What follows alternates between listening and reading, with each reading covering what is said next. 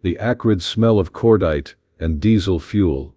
The rumble of heavy machinery preparing to tear down what took decades to build. Chicago's South Side, 1975. The old Packard steel plant, scheduled for demolition after 40 years of producing the backbone of American industry. Now it's just another casualty of economic change, condemned to rubble and memory. Charles Bronson stands behind the safety barrier, watching the crew prepare explosive charges that will bring down Building C in a controlled demolition. At 54 years old, he's here researching his next role in an action film where his character will navigate collapsing buildings and explosive mayhem. But Hollywood explosions, he's learning, bear little resemblance to the real thing. The demolition foreman, Jack "Boom" Sullivan, notices the movie star, observing from the safety zone. 58 years old, built like a fire hydrant, with hands that show the scars of 30 years working with explosives. Jack has brought down everything from bridges to skyscrapers, always walking the line between controlled destruction and catastrophic accident. "You're Charles Bronson," Jack says, approaching during a break in the prep work. "The action movie guy." Charles nods. "That's right. Watching you work, trying to understand what real demolition looks like." Jack spits tobacco juice into the dirt, studies Charles with skeptical eyes. "Movie explosions aren't real danger. You know that, right? What you see on screen is all flash and noise, safe as a firecracker, compared to what we do here." "I figured as much. That's why I'm here to learn the difference." Jack laughs, but there's no humor in it. "The difference, brother, the difference is that movie explosions are designed not to hurt anyone. Real explosions are designed to destroy everything in their path. You control them or they control you, and if they control you, people die." Charles looks at the massive steel structure, awaiting demolition. 6 stories of industrial architecture, thousands of tons of concrete and steel that need to come down in a specific pattern to avoid damaging neighboring buildings. "How do you control something that powerful?" Charles asks. Jack grins, showing teeth stained by coffee and tobacco. "Math, physics, experience, and the understanding that explosives don't forgive mistakes. You miscalculate by an ounce, place a charge 6 inches wrong, time a detonation 1 second off, and instead of controlled demolition you get chaos. People get buried." He points to a scar across his left forearm. "That's from a premature detonation in Detroit, 1967. Bridge demolition. Charge went off while I was still placing the final timer. Shrapnel missed my artery by a 1/4 inch." Charles examines the scar, recognizes the kind of injury that teaches permanent lessons. "What happened?" "Apprentice made a mistake with the electrical system, created a feedback loop. I was standing 30 feet from a charge designed to drop a bridge, and suddenly I was part of the equation instead of controlling it." The crew continues their methodical preparation, each man moving with the kind of precision that comes from understanding that carelessness equals death. Charles watches them work, noting the careful measurements, the redundant safety checks, the constant communication. "Jack," Charles says, "in my movies, explosions happen fast. Sudden, dramatic, lots of fire and smoke. How accurate is that?" Jack spits again. "Hollywood explosions are all show, gasoline and flash powder, designed to look impressive without actually destroying anything important. Real explosions are about force transfer, structural failure, gravity taking over when you remove the supports." He gestures toward the building. "When we drop Building C, there won't be much fire, won't be much smoke. Just a sequence of carefully timed charges that remove structural supports in the right order so gravity does the work. Quiet, efficient, and absolutely lethal if you're in the wrong place." Charles nods, understanding the distinction.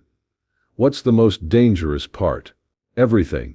But if I had to pick one thing, it's overconfidence. Guys who think they understand explosives because they've been doing it for years, then they get sloppy.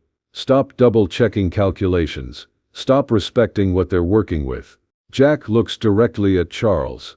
"Movie tough guys think danger is about being brave under fire. Real danger is about being smart enough to avoid the fire in the first place. But sometimes, no matter how smart you are, things go wrong." As if summoned by his words, one of the demolition crew jogs over, face flushed with concern. "Boss, we got a problem with the northwest corner charges. Timer system's malfunctioning. We might have a live circuit." Jack's expression changes instantly from casual conversation to professional crisis management. How live? Unknown. Could be nothing. Could be ready to detonate. Electrical surge from that transformer truck might have activated the sequence. Charles watches Jack process this information, seeing the mental calculations happening behind his eyes. Risk assessment. Contingency planning. Decision-making, under pressure. "Everyone back to minimum safe distance," Jack orders. "I need to check those charges personally." "Boss," the crew member protests, "if the circuit's live, those charges could blow while you're working on them." Jack nods grimly. "And if I don't check them, they could blow during the scheduled demolition with the wrong timing and bring the building down on the school across the street instead of into the designated collapse zone." Charles realizes what he's witnessing. Not Hollywood heroics, but professional responsibility under genuine life-or-death pressure. Jack is about to walk into real danger, because his expertise is the only thing standing between controlled demolition and potential catastrophe. "Jack," Charles says, "what can I do to help?" Jack turns, surprised. "Help, Mr. Bronson? You need to get back behind the barrier with everyone else. If those charges blow, you'll need someone to carry you out or call for medical help. I'm not leaving." Jack stares at him, re-evaluating the movie star standing in his construction zone. "This isn't a movie, Charles. If something goes wrong, there won't be stunt coordinators or special effects to keep you safe. I understand that.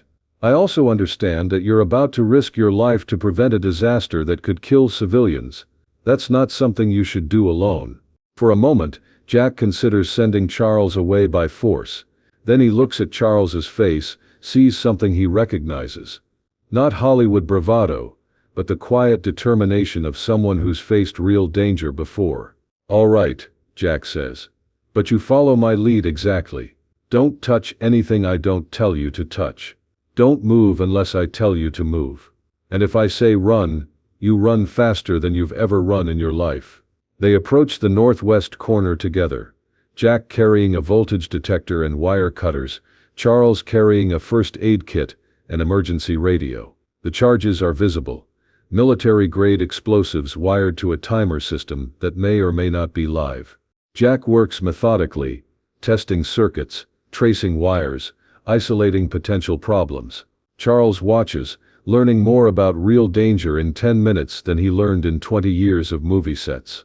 "There," Jack says finally. "Circuit was live, but it's isolated now. Timer was 30 seconds from automatic detonation." Charles feels sweat he didn't know he was producing. 30 seconds. 30 seconds. If we hadn't caught this, the northwest charges would have detonated 30 seconds early, dropping the building toward the school, instead of the designated zone. They walk back to the safety barrier, where the crew waits with visible relief. Jack signals the all clear, and preparation resumes for the rescheduled demolition. "Charles," Jack says as they watch the crew double-check every connection, "you stayed calm back there. Didn't panic, didn't get in my way. Most civilians would have been useless. I've been in situations where staying calm was the difference between living and dying. Different situations. But the principle's the same." Jack nods, understanding. "What kind of situations?" "Korea. B-29 tail gunner. Engine fire over enemy territory, trying to get the crew home while the plane was coming apart around us. Military experience explains it. You understand that real danger requires real discipline." 30 minutes later, Building C comes down exactly as planned, a sequence of precisely timed explosions, followed by the thunderous roar of gravity, claiming 6 stories of steel and concrete. The building collapses into its own footprint, causing no damage to surrounding structures. Charles watches in awe, understanding for the first time the difference between movie explosions and professional demolition. One is designed to entertain, the other to accomplish a specific engineering objective, with mathematical precision. After the dust settles, Jack approaches Charles with something like respect in his expression. "Charles, You've got steady nerves and good instincts. If you ever want to change careers, I could use someone like you on my crew." Charles shakes his hand, feeling the calluses of 30 years working with explosives. "I'll stick with acting, but I learned something important today." "What's that?" "That real courage isn't about not being afraid. It's about understanding the danger well enough to manage it properly. And sometimes, it's about risking yourself to prevent harm to others." Jack nods. "That's the difference between movie heroes and real ones. Movie heroes are fearless. Real heroes are afraid, but they do the job anyway because someone has to."